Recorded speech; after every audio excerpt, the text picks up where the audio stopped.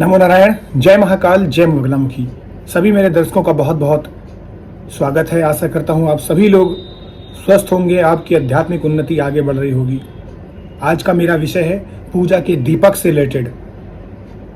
अगर आपके भी घर में पूजा करते समय, साधना करते समय पूजा का दीपक बुझ जाता है तो आपको बहुत ही ध्यान देने वाली बात है ये। पूजा का दीपक जिसमें भगवान विराजमान रहते हैं, पूजा का दीपक जिसे कभी कभी हम अखंड ज्योति के रूप में भी जलाते हैं। पूजा के दीपक से घर में सकारात्मकता आती है। पूजा का दीपक अग्नि को दर्शाता है। अग्नि जहाँ पर भी जलती है वहाँ से नकारात्मक शक्तियाँ भाग जाती हैं। पूजा के दीपक में ही भगवान विराजमान होते हैं। पूजा के दीपक में ही बहुत प्रकार की आकृति बनती है। पूजा का दीपक का लौ का ऊपर चलना, फड़फड़ाना आपको बता देता है कि कितनी अच्छे प्रकार से आप पूजा अर्चना और साधना कर रहे हैं। तो ये बात आप मेरे मुंह से जान गए होंगे और आपने कई जगह पढ़ा भी होगा।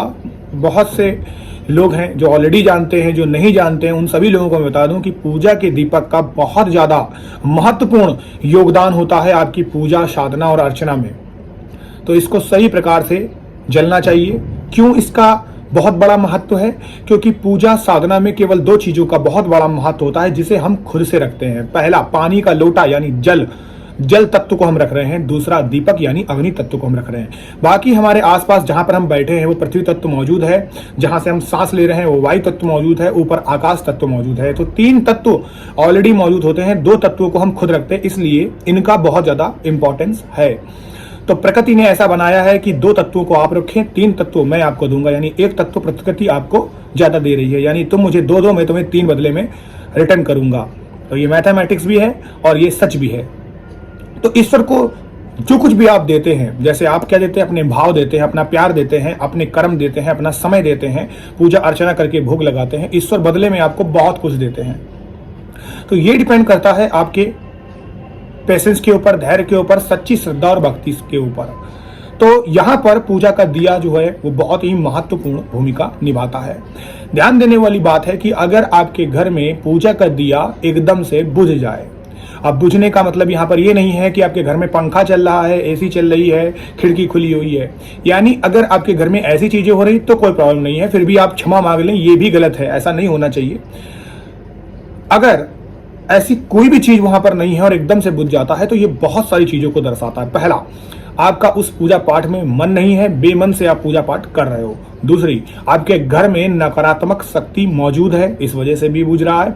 तीसरी चीज, भगवान आपकी पूजा से प्रसन्न नहीं है, कारण आप ही हैं। आपने कुछ ऐसी चीजें की हैं जैसे नॉनवेज खा देना, चीजों का ध्यान न रखना, दूसरे को गाली गलौज करना, भगवान पे विश्वास न करना, भगवान की पूजा में जो आपने कोई भी संकल्प लिया उस संकल्प को तोड़ देना, या फिर सही अनुशासन से समय के साथ पूजा अर्चना न करना, समय में हेरफेर कर देना, कभी 9 बजे कभी 10 बजे।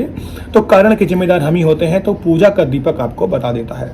ऐसे में आपको ईश्वर से हाथ जोड़कर प्रार्थना अर्चना करनी चाहिए कि हे प्रभु मुझे क्षमा कर दे, मुझसे गलती हो गई, और अपनी गलतियों को सुधारें, गलतियों को दोहराएं मत। यही पूजा और साधना का नियम है। अपनी हर बार साधना से सीखिए, हर बार गलती से सीखिए। कभी कभी ऐसा भी होता है कि पूजा अर्चना का दीपक इसलिए भी बुझ जाता है कि शायद उसमें घी या तेल नहीं है, शायद आपकी बत्ती सही प्रकार से उठी नहीं है, नीचे की ओर आपने कर दी है या कम कर दी है, या हो सकता है कि आपकी जो बत्ती है उसका मटेरियल उस कपड़े का है, गीला है, या कुछ भी ऐसे प्रकार का, या पानी है जिसकी वजह से कभी कभी वो छट छट की भी आवाज आती है। तो ऐसे में आप समझ जाइए कि आपकी पूजा का दीपक सही प्रकार से नहीं लगा हुआ है। कोशिश ये करें कि जब भी आप पूजा अर्चना करें, अगर आपके वहां एसी भी चल रही है, गर्मी बहुत ज्यादा है, तो कोई प्रॉब्लम नहीं है, नेचुरल थिंग है, उसके आसपास आप किसी भी कटोरी से या किसी भी आड़ से उसको कवर करने की कोशिश करें। और इस बात को खास करके आपको तब ध्यान देना है जब अखंड ज्योति जल रही हो। अखंड ज्योति जलते समय उसके आसपास एक दूसरा दिया रखें ताकि उस दिए से आप अखंड ज्योति को जलाएं, और इसी के साथ साथ अखंड ज्योति जब जलती है तो उसको किसी भी प्रकार से बुझने ना दें। कहते हैं अखंड ज्योति को कभी भी छोड़ के नहीं जाते हैं, और अगर छोड़ के भी जाते हैं तो इतना दिया उसमें भर के तेल जाते हैं कि वो बुझे ना। तो अखंड ज्योति आपने भी देखी होगी, हमारे इंडिया गेट के आसपास अखंड ज्योति जलती रहती है भारत में।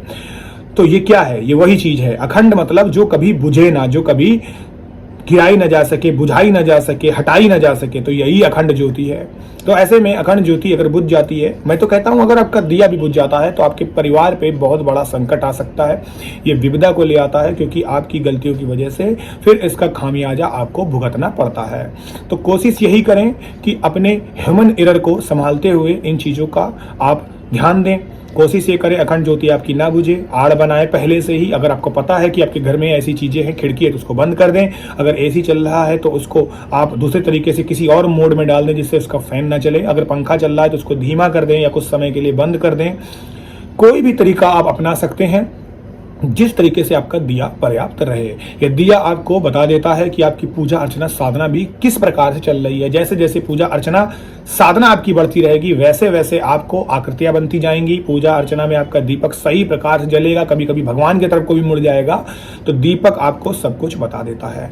तो आई होप आपको मेरे इस वीडियो से बहुत कुछ सीखने को मिला होगा। जो नए लोग हैं उन लोग मेरे चैनल को जरूर लाइक और सब्सक्राइब करें। जो लोग मेरे चैनल पर पुराने से हैं उन लोगों का बहुत बहुत शुक्रिया, धन्यवाद। अपना प्यार यूं ही बनाए रखिए। मैं अपने इष्ट श्री हरिनारायण विष्णु से यही कामना करता हूं आप सभी लोगों की सभी मनोकामनाएं पूर्ण हो।